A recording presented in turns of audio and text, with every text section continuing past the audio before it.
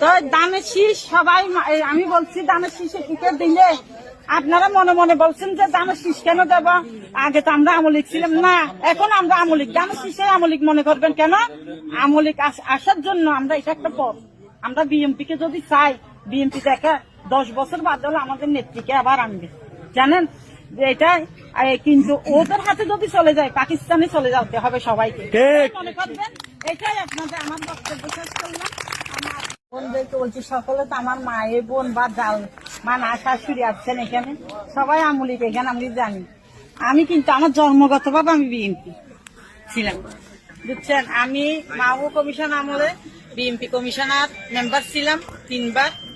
এখন দেশে আসছি ডক্টর করে, কিন্তু এখন আমি মা বোনকে বলছি, নিজের ইজ্জত যদি রক্ষা করতে চান আপনারা সবাই বিএনপি কে বলছি। বিএনপি বলে কেউ অবহেলা করবেন না কেন, এখন আমলিক নেই, এটাই বলছি। যেটা আমাদের মাতৃ জন্মের কথা, মা বোনরা বলছে যে আমলিককে ভোট দিও, বিএনপি কে দিও না। কিন্তু এখন আমরা বর্তমান আমরা আছি এখন বিএনপির হাতে, আমাদের আমলিক নাই।